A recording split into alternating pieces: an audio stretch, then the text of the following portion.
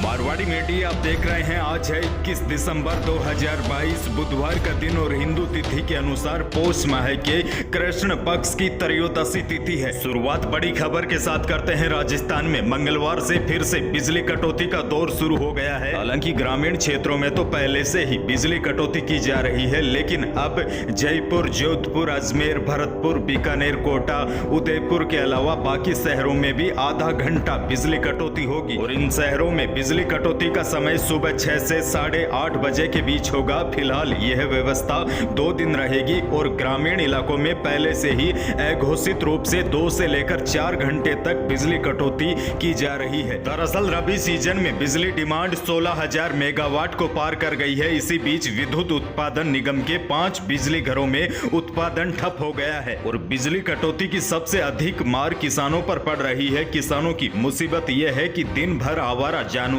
से फसलों की रखवाली के लिए खेतों में रहना होता है और बिजली सप्लाई का संकट ऐसा है कि अब रातें भी खेत में जागकर गुजारना मजबूरी हो गई है। बिजली के चक्कर में किसान रात भर ठिठुर रहे हैं, लेकिन किसानों का यह दर्द सरकार समझ नहीं पा रही है या समझना नहीं चाहती है। दूसरी बड़ी खबर राजस्थान के कोटा से एक दिल दहला देने वाली घटना सामने आई है। यहाँ एक सांड के हमले से रिटायर्ड सरकारी कर्मचारी की दर्दनाक मौत हो गई। मॉर्निंग वॉक पर निकले बुजुर्ग पर अचानक सांड ने हमला कर दिया। सांड के सींग बुजुर्ग के चेहरे के आर पार हो गए। इससे पीड़ित की आंख भी बाहर निकल आई। पीड़ित ने इलाज के दौरान दम तोड़ दिया है। इस घटना का सीसीटीवी फुटेज भी सामने आया है।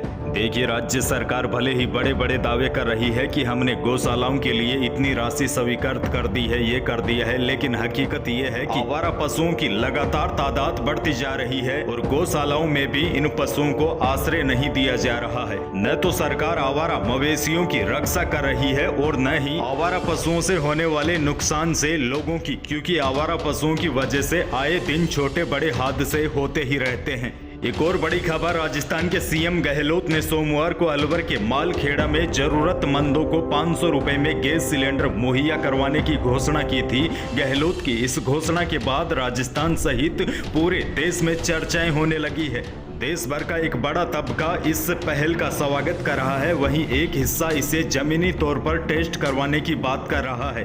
लेकिन सियासी जानकारों का कहना है कि इससे गहलोत ने एक तीर से कई निशाने साधे हैं। सीएम गहलोत ने एक तो गरीबों को बड़ी राहत दी है, वहीं दूसरी ओर राजनीतिक तौर पर विपक्षी बीजेपी और अपने ही प्रतिद्वंदी दूसरे सचिन पायलट गुट के लिए भी मुश्किल खड़ी कर दी है, क्योंकि कांग्रेस में एक धड़ा ऐसा है जो चाहता है कि राजस्थान का सीएम पायलट होना चाहिए और उसी के जवाब में सीएम गहलोत ने हाईकमान को यह मैसेज दिया है कि वह कितनी कल्याणकारी योजनाएं राजस्थान में लगातार ला रहे हैं। आपको बता दूं, इस योजना से प्रदेश के 2.5 करोड़ से ज्यादा लोगों को सीधा फायदा होगा। अप्रैल 2023 से राजस्थान के 75 लाख परिवारों को 500 रुपए में सिलेंडर मिलेगा। हालांकि 500 रुपए में सिलेंडर मात्र उन्हीं लोगों को मिलेगा जो बीपीएल में है या फिर गरीबी रेखा के अंदर है।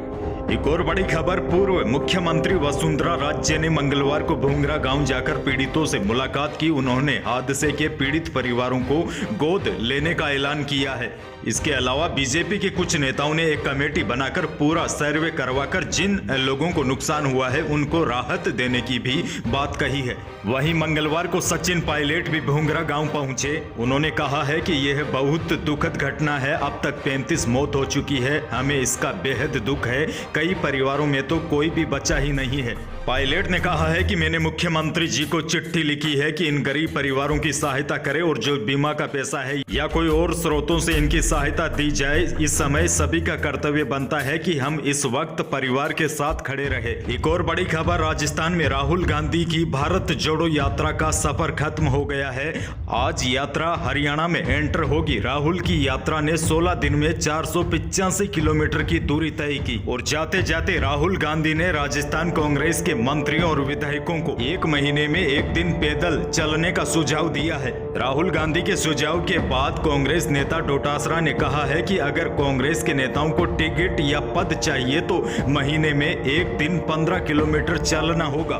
दुनिया की एक और बड़ी खबर, क्योंकि एक बार फिर कोरोना ने पूरी दुनिया की चिंता बढ़ा दी है। चीन में कोरोना प्रतिबंधों में ढील के बाद वहां संक्रमण की रफ्तार तेजी से बढ़ी है। चीन के हालात ये है, वहां अस्पतालों के सभी बेड भर चुके हैं, दवाएं नहीं है। अस्पतालों के बाहर लंबी लाइनें लगानी पड़ रही है। कोरोना ने एक बार फिर चीन की हालत बिगाड़ कर रख दी है। बीजिंग में शमशानों में 24 घंटे अंतिम संस्कार किए जा रहे हैं। हालात इतने बदतर हो चुके हैं कि अंतिम संस्कार के लिए वेटिंग 2000 तक पहुंच गई है। चीन में कोरोना के केस दिनों में नहीं बल्कि घंटों में दोगुने हो रहे हैं। चीन में कोरोना ने एक बार फिर कोहराम मचा दिया है। अमेरिकी साइंटिस्ट और महामारी विशेषज्ञ एरिक फेगलडिंग ने कहा है कि आने वाले 90 दिनों में चीन की 60% आबादी और दुनिया के 10% लोग कोरोना से संक्रमित होंगे और करीब 10 लाख मौतों की आशंका है। यही थी आज की कुछ बड़ी और महत्वपूर्ण खबरें। जो लोग नए हैं, जिन्होंने चैनल को अभी तक सब्सक्राइब नहीं किया है तो सब्सक्राइब जरूर कीजिए ताकि आप अपडेट रहे बड़ी खबरों से। धन्यवाद।